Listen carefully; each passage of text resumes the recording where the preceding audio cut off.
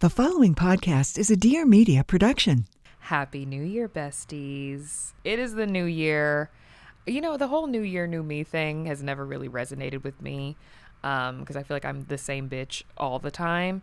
But I think I've said this before on the podcast. Like, I don't treat New Year's as like the time to reinvent. Like, I think that you can decide any day that you want to change something about yourself or about the people who are around you, your environment, whatever. Like, I don't think that you have to wait for January 1st to roll around to like have this realization that, you know, I want to make a change. Like, if you want to make a change, you do that shit now.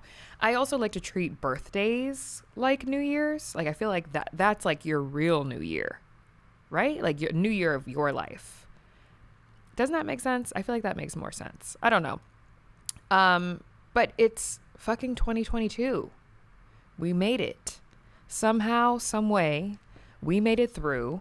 Thank God. Like, honestly, what the fuck is even happening? Like, what's happening in the world? What's happening? What's going on? What are the vibes? Nobody has a clue. And that you can find solace in, is the fact that nobody has any idea what we are doing. It's a new year. I'm newly single, as we know. We've talked about this. And so many of you, oh my God, the outpouring of love from you guys for that Life Update I'm Single episode was so real. And it's crazy because so many of us are going through the exact same thing.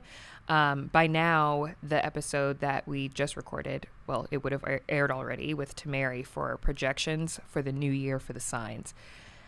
What y'all didn't see is after I hit stop recording, Tamari did a reading of my birth chart. Holy shit, am I in for a brilliant life. Like, I am so excited about the future of my life. And it's crazy how when you look at the chart, like, listen, you know I'm an astrology girl, okay? She's a witch. I feel so connected to the information that she gave me. Basically, she said that she saw it in my chart. Like, she saw that relationship breakdown, like a hard ending in the chart. It was there. Plain and simple. She was like, oh yeah, of course. This Uranus is in the fucking Neptune house of 7, 8, 9, 10, Gryffindor, whatever. I didn't fully understand it. But when she broke it down, she was like, this is exactly why this happened. And it had to happen. Another thing that she talked about that you would have hopefully heard already, and if you haven't listened to that episode, go back and listen and see what your projection is for 2022. She talks about how this new year is going to be kind of like a death and a rebirth with new information, new ideas, fresh start, and just getting rid of things that no longer serve us anymore. And I do think that like the new year is a great time to just dive into that and lean into that. But I don't think that you have to wait necessarily for the new year to happen to do that. So if you haven't done it already, let's get it over with. Let's do it now. But if you've already been working on it, you've already been doing the self-work, and you've already been making the changes that you need for your life, bravo. Like, for me, I'm super, super happy because I really started like my fitness journey and like falling in love with fitness for the first time, because I feel like in my life before this, every time I've been on a fitness journey, it's been with a goal in mind of like, okay, I need to look a certain way for this. And now I'm in a place where I'm like, I just want to look good for life. Like, I just want to, like, if somebody's like, oh, let's go to, I don't know where the hell, somewhere hot with a bikini tomorrow, I'm like, yes, like, I'm ready. Like, I'm not feeling like, okay, I need to shed 10 pounds, blah, blah, blah. And like, no shade, because I've been there before. But the happiness and the pride and the confidence that I feel currently, because I feel strong and I'm working on myself in a way that has changed my mindset against, you know, my old ways of thinking about fitness and hating it. And I still hate it. Like, let me not even fake. Like, I still hate sweating. I still hate working out, but I love the results. So I do it. And like, that's the thing that I'm excited to take into my new year with me. So I wonder, I would love to hear from you guys what you're taking into the new year or leaving behind. because there's always room for shedding. You can always shed some weight. And by weight, I'm not talking about physical. I'm talking about the people in your life. Okay. You could shed 250 by tomorrow if you just break up with that man. It's very, very simple. It's so easy. I used to also, like, growing up, I would pride myself on dropping at least one person every year. And I've kind of gotten to the place now where I have a circle that is so tight and small and secure that I don't feel the need to, like, go through the list of, like, okay, who do I need to drop? But sometimes you do have to, like, take audit of who's in your life and what is serving you well and what isn't. Like, why are you dragging excess baggage and excess weight and excess hurt and things like that into tomorrow, let alone a new year, you know?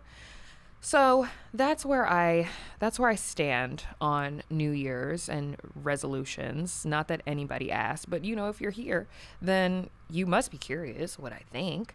And that's just what I think. Like, you know, I'm a single gal out here in these streets. And it's going to be different for me, but I'm excited about that fresh start. And then after getting my chart read, she is super, super excited about that.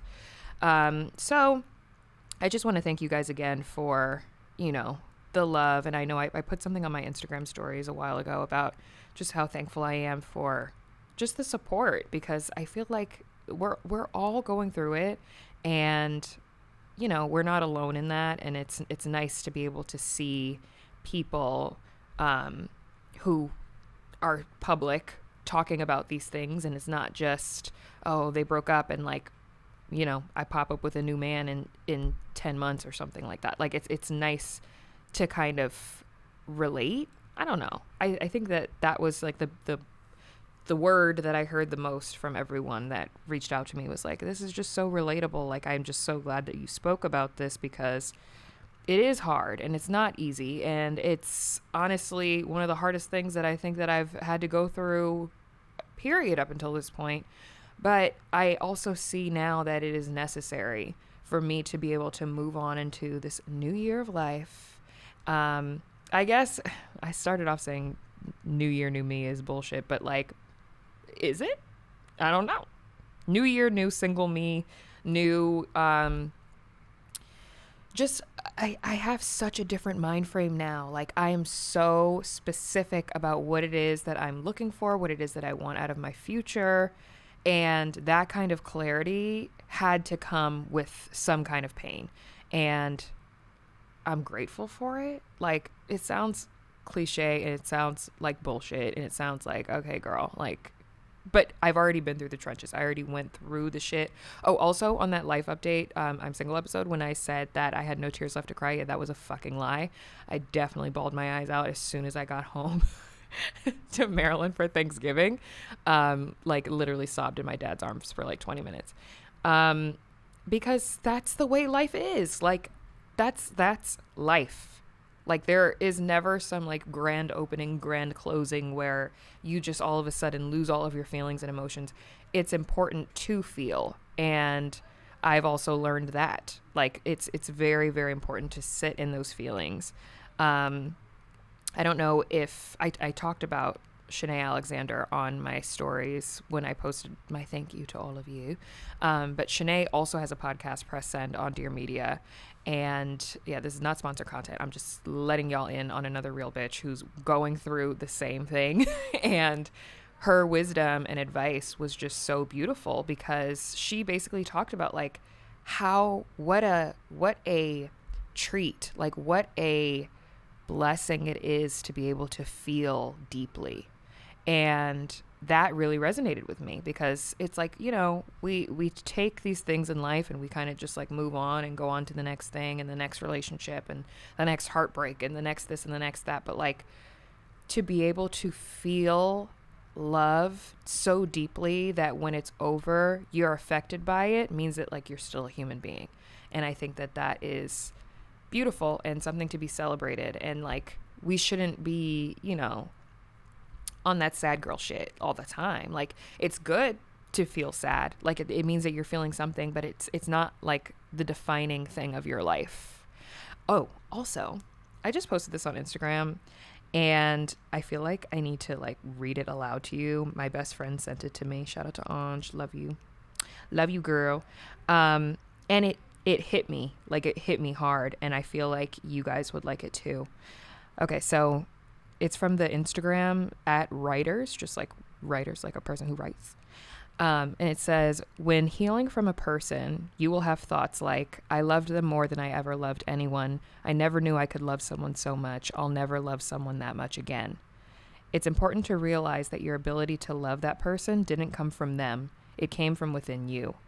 You were always a lover, already someone who could love deeply. Just because they are gone doesn't mean that goes away. They didn't give you the capacity to love. They just gave you a place to express it. Don't give someone else credit for how hard you could love. That was you, and it still is. Deep sigh, mic drop. Tell me that's not some real ass shit. Well, first of all, I love the transition from reading something so beautiful to me commenting on it. That is so real. Like, we put so much of ourselves and like our abilities to survive and feel and love and hate and everything into other people, but like it was in us all along to do those things. It was in us all this whole entire time, and you don't lose it just because you lose someone from your life. You just have a different place to be able to put it, and I love that. So I'm gonna be putting my love in 2022 in all of you and myself, and fucking doing this shit, like just building shit and doing what I have been destined to do. Like, there's too many things in this world to be excited about and blessed for, and that's the vibes that I'm on. Like, ain't nobody got time to worry about old shit. Okay, the past was the past. Don't talk to me about what has been. Talk to me about what's now. Isn't that what Nene Leakes said? Talk to me about what's now. I don't want to talk about old shit. It's over. Although I spent this whole time talking about old shit in an old podcast episode. But I just had to like do a little, like a recap. It's just so you know where I'm at now, how I'm feeling now, and just the energy. This is the energy. This is how we're moving forward. And the podcast is called Relationship for a fucking reason, because the shit goes down and shit hits the fan, and you never know when it's going to happen. You just have to brace yourself, bitch, because life is a ride, okay? Things happen. You have no idea. You have no idea that it's coming for you, but it does. So just lean in and just enjoy the ride. That's my advice. Okay, so that was my little spiel. That's what I'm dealing with. That's what I'm going through. But you guys are also going through some things, and I get DMs all the time from you, and I love hearing from you guys, by the way. Like, the fact that you even trust me with your lives in this way to tell me your stories, it means so much to me. So I just want to thank you in the spirit of the new year. I am thankful to be moving forward this year with all of you, listening and supporting and sharing. Like, it means so much. So thank you. All right. So I got a DM from someone. They said, I need to know if someone in my shoes would leave this relationship or try to make things work. I've been on and off with my kid's dad for 6 years. We have 2 daughters, ages 5 and 1. Our whole relationship has been on and off for many years because I never really knew what I wanted. He's a good guy, not perfect, but he tries. We dated for 3 months before I became pregnant. Prior to us dating, we knew of each other for about 3 years, but I never really got into him, just thought of him as a really good friend. I'm honestly not that attracted to him physically, but again, he's a good guy and has a good heart. I want to try to make things work for our girls, because I want for them to have the 2-parent household that I never did, but I'm also afraid that I might be settling. I don't want to seem shallow, but I want to like what I see. There's a lot more to the story, but the gist is I feel bad for breaking up our family, but I also just want to be happy with the person that I'm with. That's heavy. That is heavy, and that probably weighs really heavily on you, because I'm sure, like, if he's a good guy, he's probably like doting and giving you everything that you could possibly want, and he's probably a great dad and all the things. But if you're not happy, I'm sure he can feel that. And here's the thing about life, and I've talked about this before in situations where people are reaching out to me and there are kids involved. It's hard for me to tell you what to do when you have a 5-year-old and a 1-year-old to think about. Like, that's a lot of responsibility and a lot to have on your shoulders and on your head. But if I'm just speaking generally, I feel that in this situation, if you can't find a way to find attraction to his personality and the things that he does for you and for your family, like, the grass is not always greener on the other side, sis. Like, you can literally step to across the fucking fence and land in a pile of dog shit. My mom says that all the time. So, like, if the grass is looking green on your side, trust me, it's not great out here. So if you can't figure it out and find different ways, like, just because you're not physically attracted to someone doesn't mean that hope is lost. A lot of people find love and attraction in other ways, but if the physical is very, very important to you and you don't feel like you can kind of get there in any other way, then you owe it to him to allow him to be free and find someone who is going to feel that way about him. Now, is the question whether or not you want to break up your family, or is the question whether or not you want to see him with somebody else and being a good guy for somebody else who's going to think that he's hot? I don't know. Like, that's up to you to decide, but I think that we all owe it in life to allow the people who maybe weren't best for us be their best for somebody else. Like, I feel that way about, you know, even exes. It's like, okay, we didn't work out, but it's not my responsibility to change you. Like, you are who you are, and you will be amazing for somebody else. It's just not right for me. And sometimes that's personality things. Sometimes that's ambition things. Sometimes it's physical things. He could be another girl's fucking dreamboat and he deserves to feel that way. And hopefully he's making you feel that way. But it's like, if you don't feel that way about him, I'm sure he can feel that. Now, if it's something physical, listen, I don't know what he looks like. So if it's something like, I don't know, maybe he's too skinny and you want him to bulk up a little bit, or like he needs braces. I don't know what it is that you're not like drawn to. And physical attraction is real. Like, we all have the things that we're attracted to. But if there's something that's like a immediate fix, like say his style is fucked up, that happens a lot. And you know what? I'm down to date a dude with no style because he's humble. Okay? The ones with too much style got too much mouth, and I don't want to have to deal with that. So if I have to take you from drab to fab, cool. Like, we can go to the mall. Those are easy fixes. But if it's something where it's like, there's no way, like, you knew that when you signed up. That's the thing. So, like, I don't know. You're going to have to think about that one. You're really going to have to think about that one and give him the opportunity to be able to feel that level of attraction at some point in his life from someone. And give yourself the opportunity to also find a love that you feel crazy about. But just keep in mind, it's not always better. All right? Trust me. Trust me. But I want you to be happy. So that is most important. But I want you to be happy, but I also want you to be cautious. Okay? Just be aware. All right. The next one. Hey, Kamie, I've been with my man for 2 years and things are going pretty well. The only problem is I feel like I'm always the one initiating sex. I've told him this and he'll make more of an effort for a few days, then fall back to not initiating. For context, I'm 25 and he's 30. No issues with equipment, and when we do have sex, it's amazing. But it's just not enough for me. 1, maybe 2 times per week. I try to initiate probably twice a week and he declines like half of the time because he's tired or he's playing video games / watching YouTube. I've never been the main initiator in other relationships, and if I didn't with him, we'd probably only have sex like twice a month. I know he was the main initiator in other relationships, but he says he's just older now and doesn't feel the need to have sex as often. For context, he broke it off with his last ex and was the one pursuing me in the beginning. Am I asking for too much or rightfully unsatisfied? Let me tell you something, girl. When I was 25, I was bouncing off the fucking walls, okay? I was so game, so ready all the time. And I also, how long have you guys, oh, you've been together for 2 years. Yeah, I mean, I feel like that's still honeymoon period time where you're like, I don't know, 2 years, I feel like you kind of get to know the person a little bit more, and like, you know, you start seeing them digging underneath their toenails and shit, and it's like, ew, and they fart more often in front of you than they used to, and it's like, okay, now you're like a real person and not just like this hot thing that I used to meet up with every once in a while.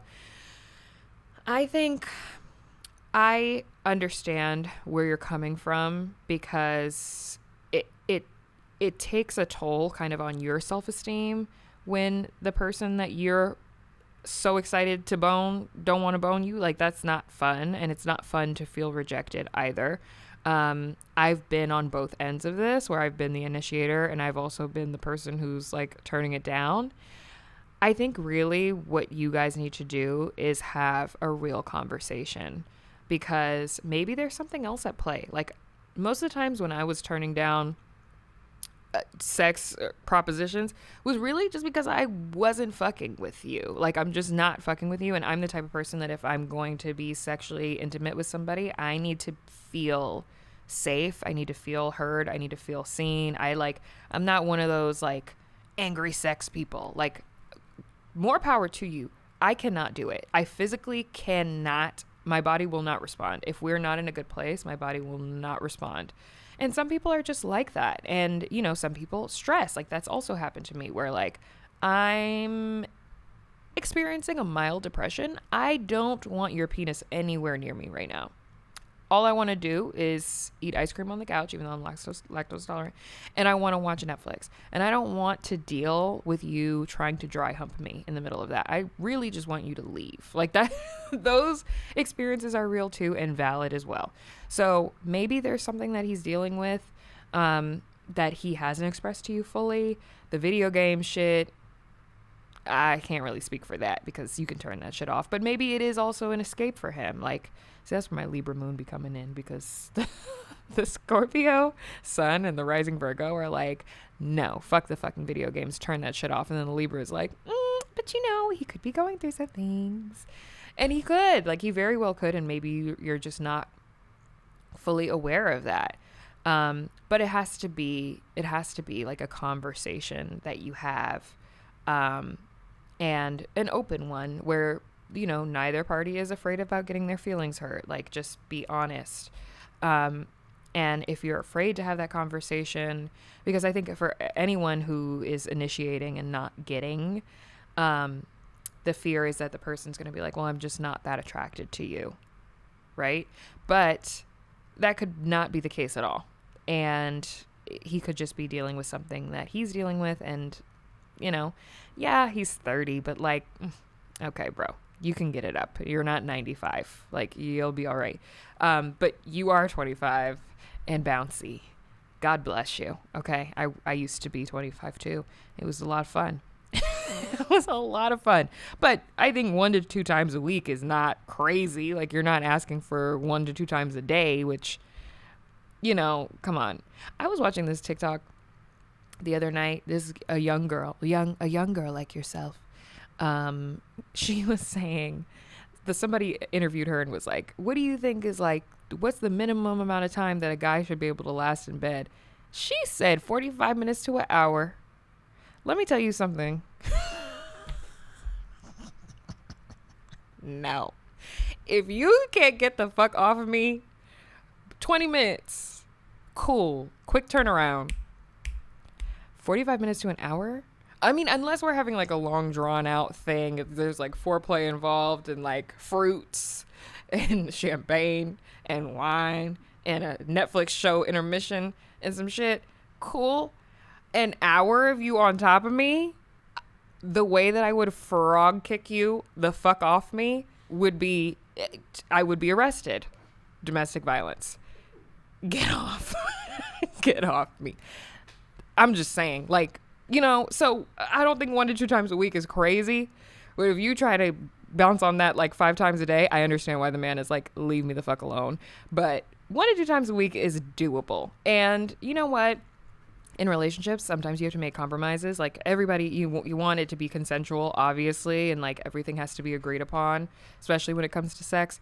But at the same time, like I think he could get off the video game for a few minutes. And I think honestly having conversations about sex beforehand could be cool. Like that could be a way to kind of get his gears grinding towards grinding on you.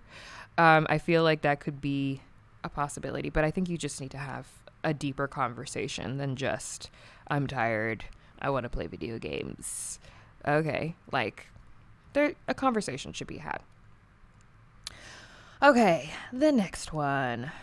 This one says, hey, to start off, I love you and I love this podcast. Thank you. I love you too. Thank you for listening. I wanted to know if I could ask some advice from you and whoever you have on your next podcast. Well, it's just me, child, so you gonna take this take this or nothing at all. I've been dating a guy off and on for a little less than a year, and the first time we called it off, it was because he was about to move across the country and we just didn't think, it would work. But we never stopped liking each other, having a strong connection and everything like that. So we ended up staying here, but I was already dating someone else, and we just remained friends, and that was it. But I had to stop dating this other person, and he had asked me recently if I wanted to start dating him again. At first I was hesitant, but then I was like, oh yeah, of course, why not? We didn't have any hard feelings, and there was nothing bad that happened the first time we stopped talking, so I said yeah. This past weekend, we went out, and I always get vibes from people, and I kept getting this weird vibe that something was off, and I had no idea what it was, so I just asked, is everything okay? And he responded saying that he had gotten some news on Wednesday night and that he was not happy about it and he didn't want to talk about it. But I asked what it was. Anyway, he told me that a girl that he had hooked up with before he asked me to start dating again told him that she was pregnant. So of course I'm upset, but I just don't know what to do in the situation. I don't know whether to keep going forward with the relationship with him knowing that he's having a whole child, or take this as a sign from God and say, okay, second time probably isn't it. He wants to keep dating me because he said that he doesn't want to be with the child's mother. In his words, he says that they are not fit for a relationship. But I just keep thinking that he's having a whole child with this person. So I just need some advice. I talked to my girlfriends about it and they're all like, run, LOL. But I would love some outside advice. Yeah, you know what? I'm kind of with the friends on this one.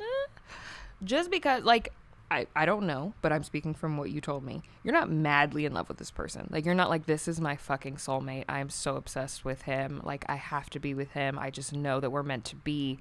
It was kind of like, okay, he wanted to start dating again. Cool. Like, second time around, why not? You have to really ask yourself a few different questions, because just because he doesn't want to be with the child's mother doesn't mean that the child's mother does not want to be with him. And let me tell you something. As a child out of wedlock, speaking to you through this mic, it is not easy when you have a second party person who is in your life now because there's a child involved. It is not an easy road. So you really have to ask yourself, do I want to be a stepmom? Do I want to be a mom figure right now? Am I ready for that?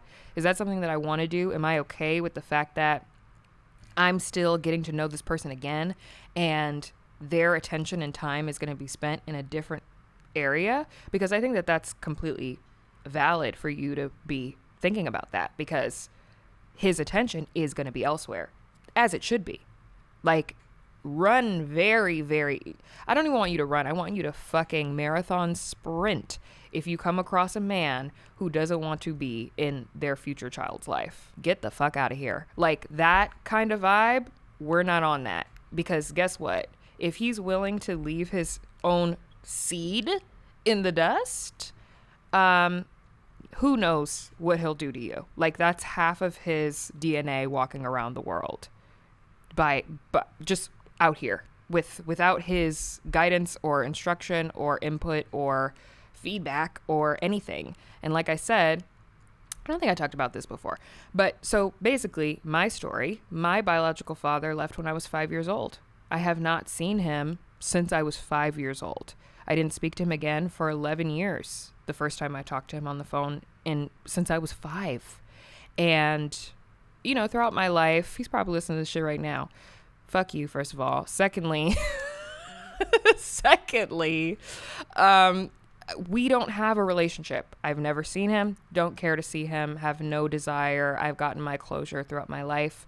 It is the reason why I am the person that I am today. And it has affected me in several ways, but I am a stronger person because of what I went through. And I've also come to terms with the fact that I did not need that relationship for me to be the person that I am. The lack of that relationship actually made me into the person that I am. My mom met my dad, who raised me, when I was 2, and they've been married for 26 years. So I've had that figure, and I don't feel like I'm missing out on anything. But the level of confusion as a child being raised without that parent is, I can't even describe it to you. And if you are a child, what do they call it? A fatherless child? If you are somebody like that, and if you have been raised without a parent in your life who, a biological parent in your life, it is a difficult situation to navigate. So if this person doesn't want to have a relationship with the child's mother, cool. That's one thing. Fine. You probably knew that was not the person you would want to have kids with when you stuck your raw penis inside of her. I'm just saying. We're like, let's call a spade a spade. But as far as him having a relationship with his child, that should be a given, and that should be exactly what happens. So you have to decide if you are willing and ready to deal with that shit. Like, you've just started this relationship again, and you could easily start a new one. And like, yeah, he wants you. That's great. But like, you have to make decisions for yourself now. He made a decision that is giving him a long-term, I don't want to say consequence, but like a long-term result. Long-term result. There's a child involved. It's not just 18 years of that. It's the rest of this child's life, hopefully. So he needs to do that and focus on that. And you need to focus on you. Unless you are saying that this is your person. I'm not saying it can't work. I'm not saying that there aren't incredible blended families. Mine is one. Love it. Love it. I have my stepsister, myself. We both came from outside relationships before our parents got married. They got married. They had 4 kids together. Beautiful. We have an incredible relationship. We are so close, so tight. Shout out to my sisters, by the way. They listen every single week, and I love y'all, and they give me all of my creative everything for everything always. And I know that they've been waiting for this moment, too, for me to acknowledge their unpaid work. I love y'all. Thank you. But, like, it can work. It can happen. But there is still this other side to it, and you have to be ready for that. And you have to really just dig deep. You can be as good of a person as you want to be, okay? The baby mama start causing a little bit of drama, you're going to want to throw down, and it's not going to be pretty. So just think about it. Just think about it. Consider it. If you have any doubts, then you can be out. And I'm not saying that you can't still date him while this is happening and figure that out. But, like, if you have an opportunity to make an exit, I think now would be that time. So I don't know what you're going to choose. I want to know, though. So definitely hit me up and let me know. But, like, I don't know how old you are either. But, like, if you are, I'm going to say if you're in your early 30s, you might be able to stick it out with him. If you are in your 20s, bitch, you better get the fuck quickly. Quickly. 22? Absolutely not. Get out and go live your life for yourself. And allow him the space and opportunity to be able to grow his future and his family, because he made a decision. And now you can make your own. That's my advice. I don't know if you're going to like it, but that's what I have to say about that. Anyways, y'all, it's 2022, okay? New year. And I just feel like there are so many really great opportunities this year to just focus on ourselves and our own growth. One other thing that I'm excited to carry into this new year is my love for therapy. Kelly, shout out to you. She doesn't listen to this podcast because I think that's like against some type of client therapist confidentiality thing. And God knows what she would think about me if she listened to this shit. But no, she doesn't judge me. I love her so much. I'm excited about the fact that I started that journey, and like I feel so much different than I did a year ago when I started therapy, which I think was like around October or something of last year, like around my birthday, I think, or August. I don't know. But I think I'm coming up now. I've reached a year of being in therapy, and I'm really excited about that. I've reached a year of my fitness journey, and I'm super excited about that, because when you stay ready, you don't have to get ready, you know? And yeah, just like life and opportunities and working and doing more of this, doing more of things that fuel my soul and help other people. I think that is like what I'm meant to do. Which literally, when Tamari read my chart, you guys, there is a part of my chart in career that I have some sign, I don't even know what it's called. It looked like a little MC, like Mariah Carey. I'm going to take it as Mariah Carey. And I think that was the one she was pointing to. But basically, it's in the exact house of like career and like destiny, I think, something like that. I'm probably butchering this whole entire thing. But basically, the little symbol that was in there, she was like, that is meant for people who are in like public speaking positions, have podcasts, are in like media, and like have public facing jobs. And you have that in that space, and you're doing it. So you're already on like your life path. And I was like, holy shit. That kind of confirmation. I am very, very happy about that. And I'm proud of myself. And I'm going to say that publicly, because we don't say that enough. So once you turn this off, tell yourself the same thing. Say, I'm proud of myself. And just take into account the things that you're currently doing, the things that you would like to do, areas where you feel not as fulfilled. How can you fill those areas with things that you actually love? And just keep moving forward, friends. All right? We don't have time to be stuck on the past. We can only move forward. You only have one life to live. So let's fucking go. Love you all. Bye. Hi, I'm Kamie Crawford, host of the Relationsh podcast. Thank you so much for watching. If you like this video and want to see more videos, click below to subscribe, and like this video for more Dear Media content. So shut up and listen.